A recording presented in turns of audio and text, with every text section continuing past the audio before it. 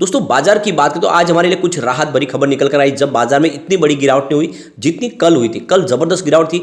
आज गिरावट जरूर थी लेकिन उसमें कुछ हमें कमी देखने को मिली और इसके पीछे भी वजह है जिसको इस वीडियो के माध्यम से डिस्कस करेंगे। इसके बीच में ग्लोबल मार्केट खुल चुके हैं और यूएस मार्केट से सिग्नल बहुत ज़्यादा वीक निकल के आ रहे, वहाँ पे गिरावट का माहौल है। तो क्या कल हमें फिर से गिरावट देखने को मिलेगी या फिर बाजार में हमें कुछ पॉजिटिव सिग्नल देखने को मिल सकते हैं? तो यहाँ पे ये सारी जो बातें हैं इस वीडियो के माध्यम से हम डिस्कस करेंगे और कुछ बड़ी अपडेट है जिसको समझेंगे इस वीडियो के माध्यम से। साथ में कुछ ऐसे स्टॉक जिनमें इन्वेस्टमेंट आप कर सकते हो, वहाँ पे कुछ बड़े पॉजिटिव ट्रिगर दिखाई दे रहे हैं। तो इन सारी बातों को इस वीडियो के माध्यम से समझेंगे। सबसे बड़ी बात यह है कि हमारे बाजार में अभी भी मजबूती कायम है और जो सबसे बड़ा टेंशन है, आप समझ सकते हो कि जो गिरावट की वजह बनी वो है चाइना में कोरोना का बहुत तेज़ी से पैर पसारना।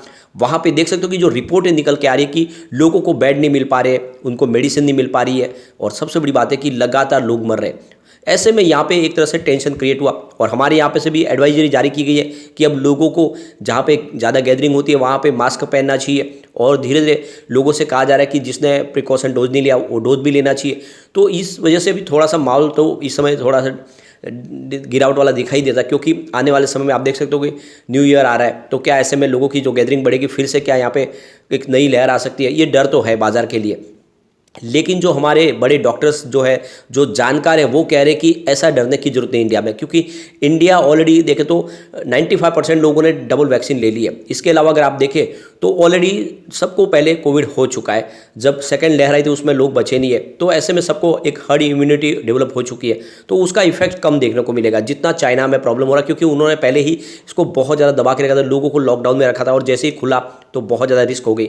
ऐसी संभावना यहाँ पे नहीं और इस वजह से थोड़ा सा बाजार को संभलने का मौका मिल रहा है। अब यहाँ पे देख सकते हो कि आज बीएसई सेंसेक्स में हमने 60,826 के स्तर पे क्लोजिंग देखी। 241 पॉइंट की गिरावट यानी 0.39% गिरा बाजार। अब पूरे बाजार की बात करें तो निफ्टी 50 में हमें करीब 0.39% की गिरावट देखने को मिली। 18,127 के स्तर पे क्लोजिंग दी है। जो गिरावट थी बड़ी वो थी स्मॉल कैप में। आप देख सकते हो स्मॉल कैप में 100 की बात करें तो 1.61% की गिरावट थी। इसके अलावा निफ्टी स्मॉल कैप 50 में 1.31% की गिरावट, निफ्टी स्मॉल कैप 250 में 1.74% की गिरावट। तो आज जो गिरावट थी वो स्मॉल कैप में ज़्यादा थी। स्मॉल कैप की पिटाई ज़बरदस्त हुई है और पिछले दिनों स्टॉक दौड़े भी थे और यहाँ पे प्रॉफिट बुकिंग हुई। अब बाजार के लिए अच्छी खबर यह है कि फिलहाल इंडिया वीएक्स निगेटिव है, भले ही कम लेकिन निगेटिव है 2.41। इस हिसाब से कह सकते हैं कि बाजार में फिर से पॉजिटिव माहौल बन सकता है। अब आज जो अलग अलग सेक्टरल इंडेक्स की बात करें तो निफ्टी बैंक में हमें 0.49% की गिरावट दिखाई दी। निफ्टी ऑटो 1.11% डाउन गिरा। अब फाइनेंशियल सर्विस की बात करें तो निफ्टी फाइनेंस 0.35% की मामूली सी गिरावट थी। निफ्टी एफएमसीजी में भी 0.44% की लगभग आधा परसेंट की गिरावट थी। लेकिन निफ्टी आईटी एक अकेला इंडेक्स था जो ग्रीन क्लोजिंग देने में कामयाब रहा है। भले ही यहाँ पे तेजी नहीं बनी लेकिन ग्रीन था। निफ्टी मीडिया की बात करें 0.72% की गिरावट। अब गिरावट बड़ी थी निफ्टी मेटल में 1.13% की बड़ी गिरावट थी। इसके अलावा निफ्टी फार्मा की बात करें तो 0.21% की मामूली सी गिरावट देखने को मिली।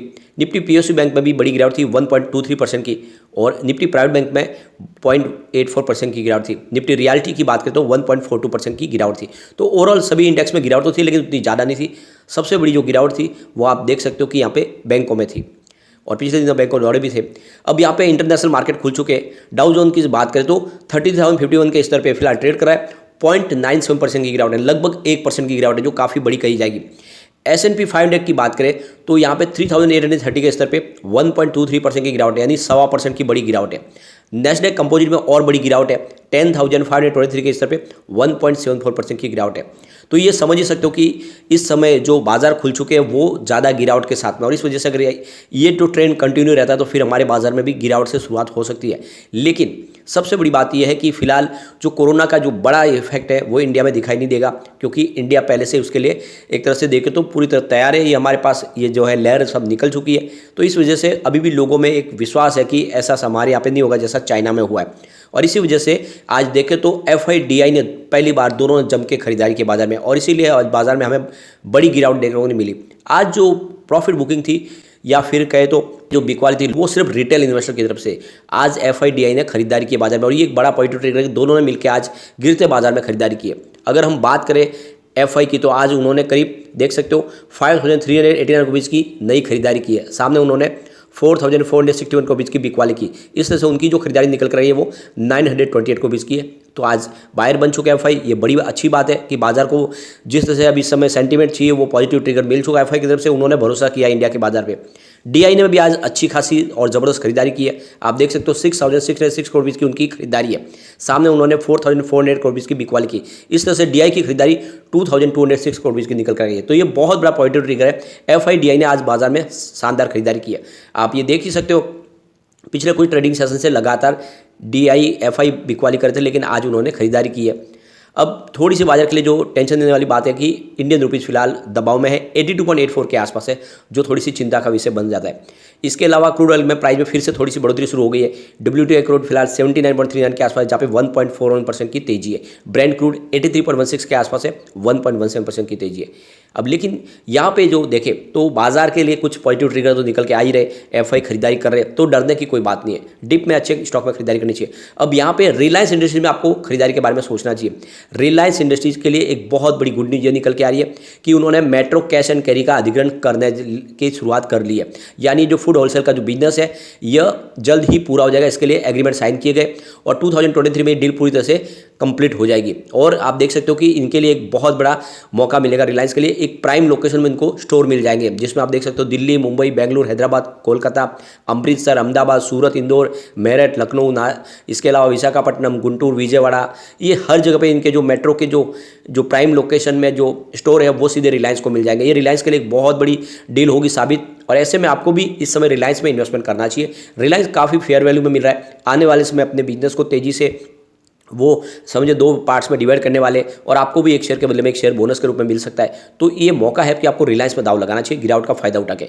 दूसरी तरफ मारुति सुजुकी ने एक बहुत बड़ा एक डील साइन किया। देख सकते हो कामराजर पोर्ट के साथ में उन्होंने डील साइन की है। और आप देख सकते हो कि यहाँ से 5 साल के लिए जो कॉन्ट्रैक्ट साइन किया, इसके तहत करीब हर साल वो 20,000 कार एक्सपोर्ट करेगी वर्ल्ड के दूसरे देशों में। यहाँ पे जो डील है इसकी वजह से मारुति सुजुकी के कारोबार में काफ़ी वृद्धि देखने को मिलेगी। मेक इन इंडिया के तहत जो इंडिया में कार बनेगी उसको विश्व के अलग अलग देशों में पहुँचाया जाएगा। आप देख सकते हो Africa, middle east, Latin America और बहुत सारे देशों में यहाँ पे इन कारों को एक्सपोर्ट किया जाएगा। तो कुल मिला के ये काफ़ी बड़ी बात है। तो मारुति सुजुकी में निवेश करने के बारे में सोचा जा सकता है। इसके अलावा आपको बैंकिंग शेयरों में इस समय इन्वेस्टमेंट करना चाहिए, क्योंकि रेटिंग एजेंसी ICRA का कहना है कि बैंकिंग सेक्टर में एक पॉजिटिव आउटलुक देखने को मिल रहा है, क्योंकि उनकी जो एसेट ग्रोथ है उसमें काफ़ी इंप्रूवमेंट देखने को मिल रहा है।